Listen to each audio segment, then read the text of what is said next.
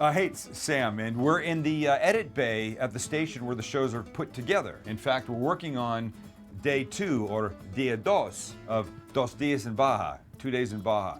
When I first got into television, it was not to be in cooking, but rather to get into what I thought was going to be a travel show. And the idea was to encourage people to go to places that they didn't think they could go to because it was complicated, because of language, or because of food, or because they just didn't think that they could go and hang out there.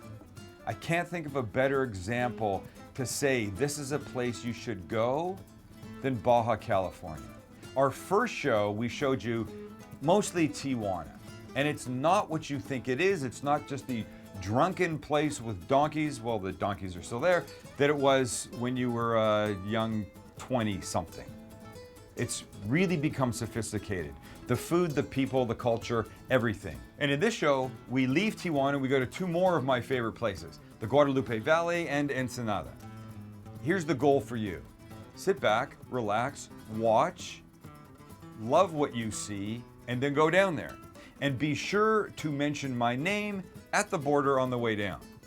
It's absolutely not going to do anything for you, but it'd be funny. You roll up, they put the window down, the guy looks at you and you go, Sam told me to come down. And he'll just give you a blank look and then you just roll through.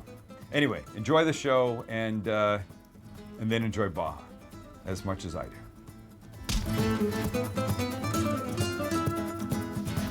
I'm Sam the Cooking Guy. This show is about food that's big in taste and small in effort. Man, is that good. Totally easy stuff anyone can make. Look at them going already. And everything comes from a supermarket.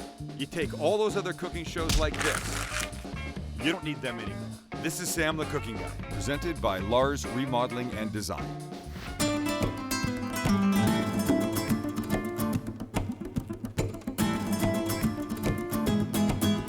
Our second day in Baja begins about 2 hours south of downtown San Diego in Valle de Guadalupe, the Guadalupe Valley, a place of rolling valleys, a Mediterranean climate, and home to over 100 wineries. And our first stop is at La Cocina de Dona Estella, maybe the best breakfast in all of Baja, maybe the best breakfast in all of Mexico.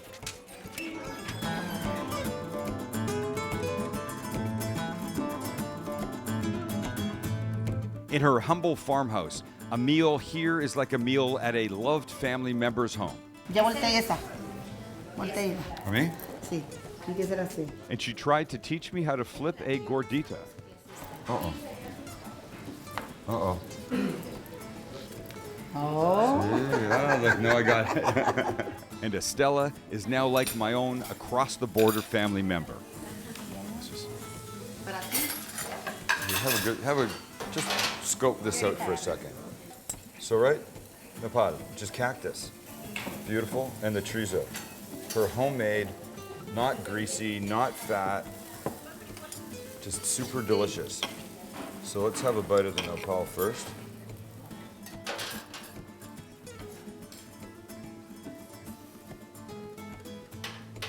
I tried to make one of these at home, and I didn't have the puffy tortillas, so I had to use 2. I tried to do this one, the chorizo one.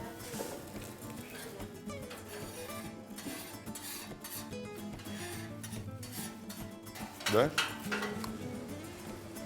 The chorizo one is the thing that made me fall in love with Estella when we came here last. It was breakfast then, it's breakfast now. I can't think of a much better way to wake up than this. It's better than last time. Mejor que la última vez que vino. Ah, okay. Muchas gracias. Gracias a usted. The way the cheese melts, a little on the outside. It's the perfect thickness for the tortilla. It's just magic. It's just magic on a plate. Sun's coming up here in the valley. Beautiful. She's beautiful. Oh, beans. I mean, come on. If you don't come here, there's something wrong with you. Well, there might be something wrong with you anyways, but you have to come here. You have to come here. And there was no way she was letting me leave without her famous lamb birria. essentially a lamb stew. Oh, that's hot. Oh, that's hot. Oh, that's hot. Oh, that's hot. Oh, that's hot. Oh, that's hot. Just a little onion. Estella just wants you to eat and be happy.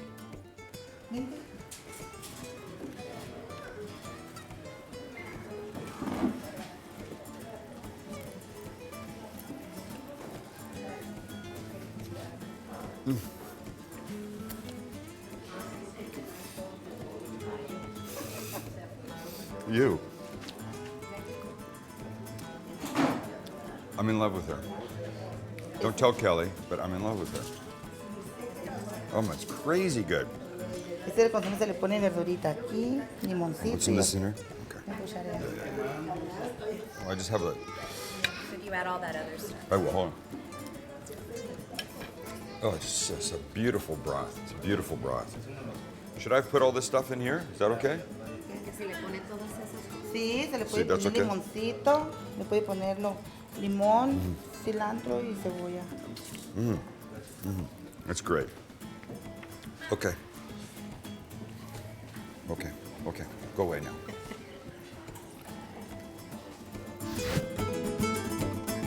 When someone's getting their home remodeled, friends are asking, how's it going? Is it better than you had thought?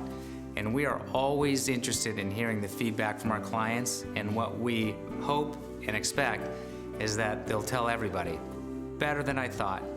A company that cares, they value the relationship, they understand the details of my project, and they deliver on their promises.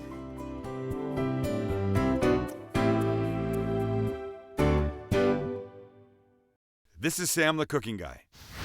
Okay, when I say that was a breakfast from Dona Estella, that was a breakfast from Dona Estella. It was amazing. And I'm so full. But now it's time to look around the Guadalupe Valley, or the Valles, they say. Let's see some beautiful stuff. No? See? See.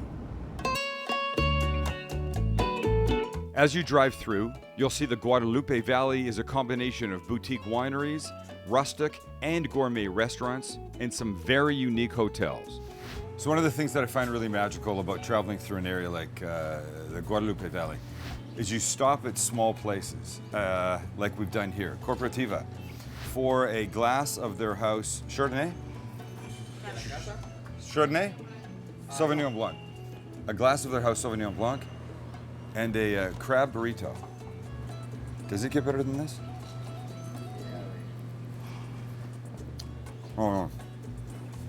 It doesn't get better than this. Okay, time to step inside a winery. Let's step inside a winery. We're going to Monte Chanique. I think you're gonna like this. From a beautiful location at one end of the Valle, Monte Chanique has been making wine since 1987. I'm in the outside terrace of the Monte Chanique tasting room, and this is the perfect place to dispel a few myths about Mexican wine. Number one, Mexican wines are not made in a shack. Quite the opposite. Monte Chanique's fermentation room uses some of the most sophisticated technology in winemaking. Number two, they make and sell more than 3 or 4 bottles a year. Monte Chanique produces 60,000 cases of wine per year. You hear that? 60,000. And when you need extra room for all that wine you have made, you don't just store it in your Uncle Guillermo's garage. Their barrel room has the capacity to hold 4,000 barrels of wine. In fact, it took 3 tons of dynamite to remove 17,000 cubic meters of rock to create this cava. Can you say move over, Napa?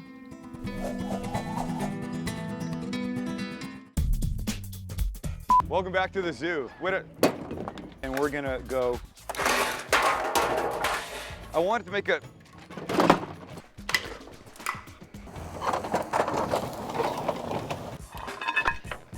Boom! Table's on fire. The table's on fire? Yes. Look at the tablecloth. Well, I see that melting, but is it still there? Yes, there's Wait. flames. Same old Sam, brand new shows. This is Sam, the cooking guy. Valle de Guadalupe has turned into a world travel destination that's attracting both wine and food lovers, including Michelin-starred chef Drew Deckman. I met up with Drew at his restaurant, Deckman's in El Mogor, and here's the thing. Deckman's is located outdoors. And when I say outdoors, I mean outdoors, as in everything is outdoors, including the kitchen. God, do I love Baja. The image for me always was to sort of create the anti-restaurant. Yeah. In the sense that when we first built this, we didn't have the roof. Yeah. We had 30 seats. Yeah. The family's been here on the ranch since the late 40s, early 50s.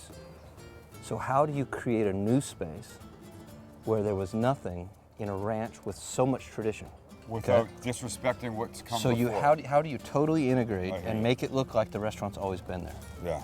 So we went around, we bought a bunch of old, used, whatever, anything I could find that could be converted into furniture. Okay, so Michelin-starred chef. Right? At what point in the career do you think like this? I mean, are you in a very fancy restaurant going, one day I want to be outside. One day I want to be outside? Was that going on then? I don't know that it was a conscious, I don't know that I envisioned this, Yeah. but I also realized that, there's more to life than, at some point kind of grinding that, I want another star, I want another Point Gomio, grinding that stone, it becomes sort of fake. Yeah. It loses some sincerity and it loses some, when you start to lose identity of who you are, Yeah. that's when it starts to get sort of gray. Yeah. And you go, wait, okay, time out. Always liked you. I'm liking you a little bit more right now. Okay, so, but why Baja? How does that happen? It's funny. My other gig, or before I cooked for a living, I was a professional fisherman. So I actually moved to Cabo with the idea that it was a place where I could cook, Yes. and it was a place where I could get paid to fish as well. Yes. And then 7 years ago, Sam, I was invited up here to the valley. I'm not really a new agey kind of person where, I've been here before. But when I got here, man, I was like, I've been here before. So my goal was, I love this place, and I haven't been that many times, but every time I come, I totally feel it. Sure. So let's shoot a couple shows and encourage people. Look at them and say, it's time. Come back. You'll be very surprised at what you see. So it's fun for me to be a non-Mexican, and I'm working on being a Mexican. I'm now a permanent resident, and Yes. my passport's on its way. But to be able to communicate to people who maybe don't feel comfortable, Yes. how really easy it really is, man. That's the point. That's the point. And the Mexican government has made it safer and easier Yes. to get here. They've improved the roads to get south. Yes. They understand that there's been some concern, and so now there's a separation. There's some. And I'm here to say it's easy. all those things. Just come enjoy all of it because Right. it's a really special place. And it's all cool. Yeah. Yeah, it's all cool. Okay, tell me about your food. What's your style here? What are you doing? Clearly, you have a outdoor only kitchen. Right. Hot this side, cold that side. We only burn firewood, Only burn firewood. and only wood that is here from the ranch. Yes. So we're trying to be as vertically integrated as we possibly can. Love it. Okay. We didn't want a division between the kitchen and the restaurant. We didn't want, this is the kitchen, No. this is I the love it. That would have So- killed it. So you don't. No matter how badass this was, had there been a wall, Right. it would have changed the feel of the whole place. So when you sort of kind of smudge those boundaries, it becomes interactive. Yeah. It becomes, and it's not by mistake that this is higher up than anywhere else in the restaurant. So wherever you sit, the focal point is right there. You built a stage, an outdoor stage Yeah. to cook on. Yeah, and for me, the goal has always just been to sort of communicate the experience. Yeah. Is share. It's not about me. It's not. I don't even call myself the name that a lot of these other Right. colleagues. Yeah. So I'm an ingredient facilitator. Ingredient facilitator. So my job is to find the best ingredients out there. Right. And not them up Right. before. Importance. Do we need to do that again? No, Say no, not, no. Not screw them up Leave it. before it gets to you. Show me a couple plates. Can I see that? Absolutely. Okay. All right, so this is Corbina, wild capture. I know exactly where it came from and what time because we caught it yesterday. Yeah. Because I know the entire cold chain of this animal. We're gonna eat it raw, Sam. All right, so all we want to do, we've now got the bones out. And I learned a long time ago, the only direction you should ever cut a fish raw is toward the head. Just a little bit of San Felipe salt, pepper, olive oil Yes. here from the ranch, a little bit of lemon. So we'll do a little bit of shallot on one side. This is cooked egg white. Look at you, cooked egg white. Who's this beautiful guy or girl? That is piranha. Piranha. That is the little dog's older sister. All right, so we'll do some radish here. The lemon we'll put sort of in everything. You know, these are deep fried capers. Some ground fennel seed. Do you know papalo quilites? No, I don't. You find it a lot in the interior of Mexico, and instead we use it to replace cilantro in a lot of dishes. So these are onion flowers, Yes. and then a couple of these little blue guys. One there, one there.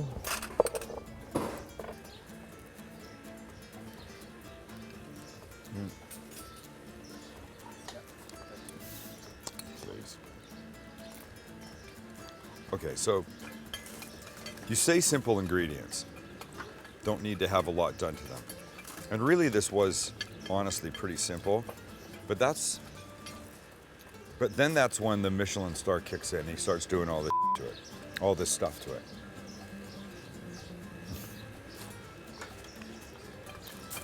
By the way, ladies and gentlemen, fish should not taste fishy. Should be obvious. This is so delicious, so delicate. If your fish tastes fishy, you're buying it at the wrong place.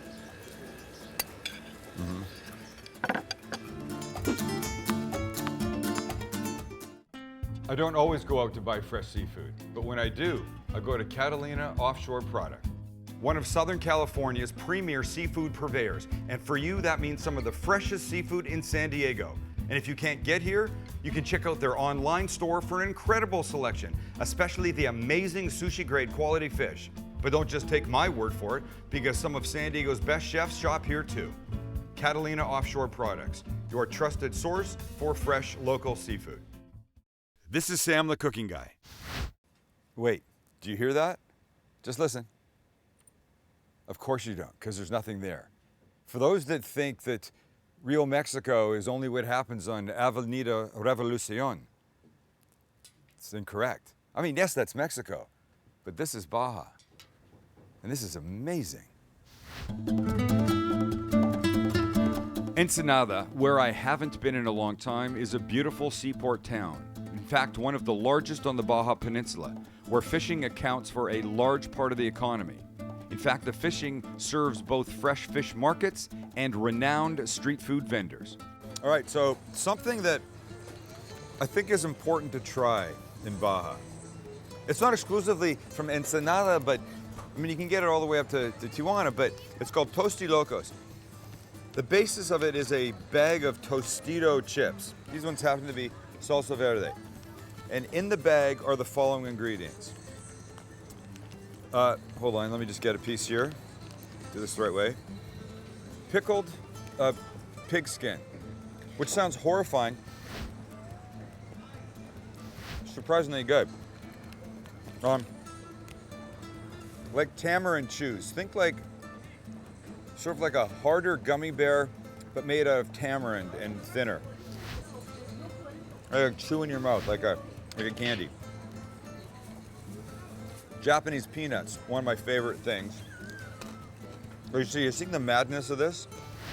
There's the Tostitos, of course, right here, but you can see their sauce on them. They put two salsas on top, two sauces. One is the Valentina salsa, which you can see in the stores in the States all over the place, and one they call love sauce or salsa amor. I don't know what it does, though part of me is tingling right now.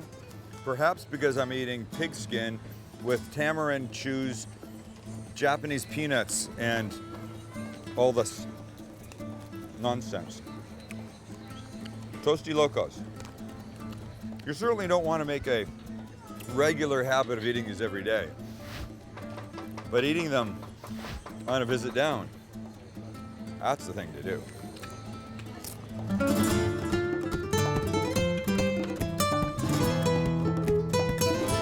From street tacos to fine dining, Ensenada is home to a growing food scene that includes some of my favorite restaurants. So we're on our way to a restaurant called Bulls. But before we go, one stop we have to make first.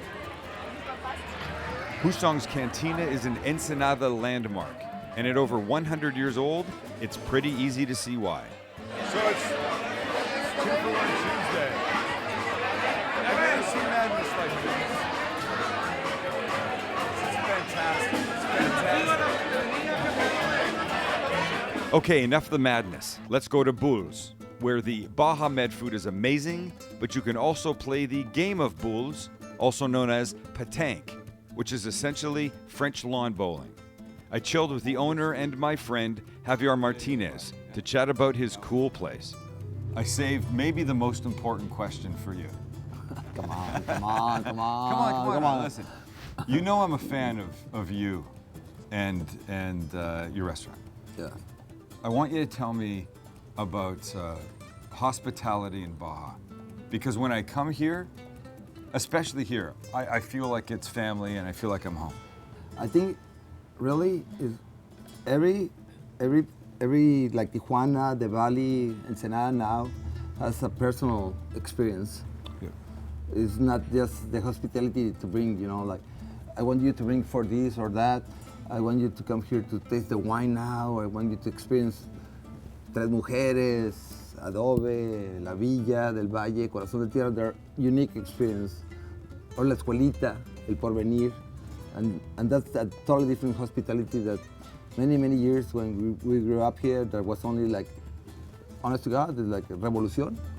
That was the only thing that Americans were experienced, Right. Like the craziness. The craziness of... The beautiful craziness also at the end. Yeah. But I think right now it's totally different experience right now that has been super well developed now in the Valley, for example. DJ is doing a beautiful job now with the good food with Miguel Ángel Guerrero, Javier Plasencia, they're doing a great job. And in the Valley, you can name a lot. Ensenada has a lot of stuff to offer, and it has been very personal, I think.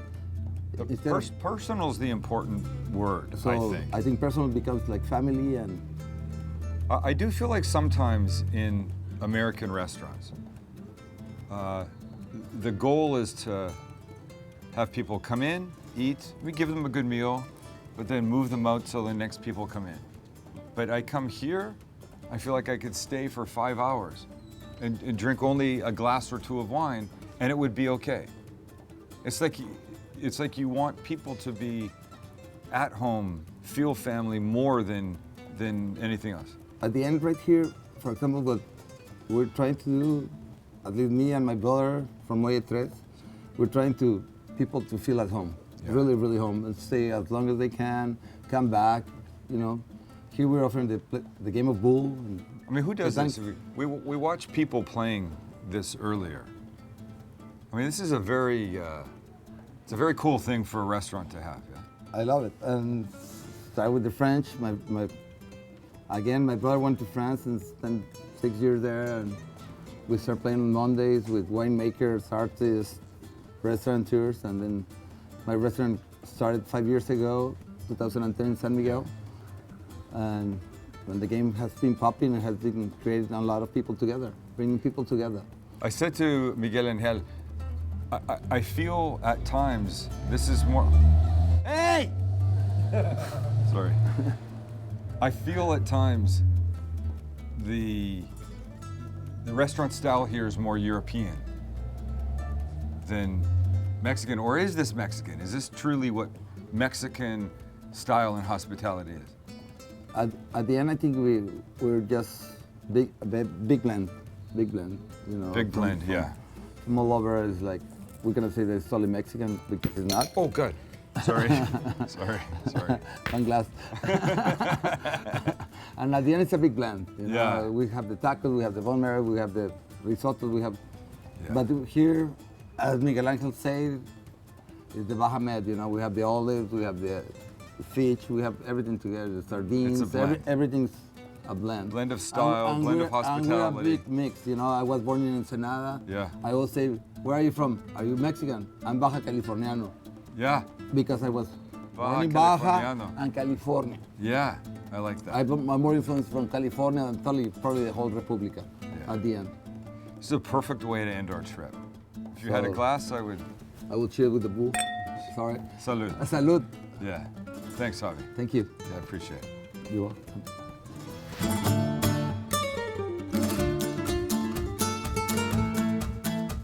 I hate to say it, but we're now at the end of our 2 días en Baja, 2 days in Baja.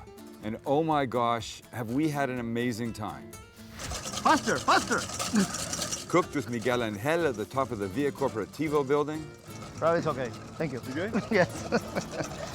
Super delicious. We had great food from the trucks and the carts in Tijuana. Holy S. Holy crap, man. I hung out with Chad White. I'm in love with her. Who could forget the breakfast at Dona Estella's? It doesn't get better than this. Guadalupe Valley and Ensenada. And now it has to end. But the real point of this show, for me at least, was to show you how things had changed down here in Baja. I know a lot of you watching will say, okay, maybe. And I'm saying, don't say maybe, say yes. Come down, have an amazing time. Enjoy the food, enjoy the culture, but most importantly, enjoy the spirit of the people, because that's really what makes this place special. That's all I got. I'm Sam the Cooking Guy. I hope you've enjoyed watching. Remember what we say, don't eat crappy food. See you next time. Adios.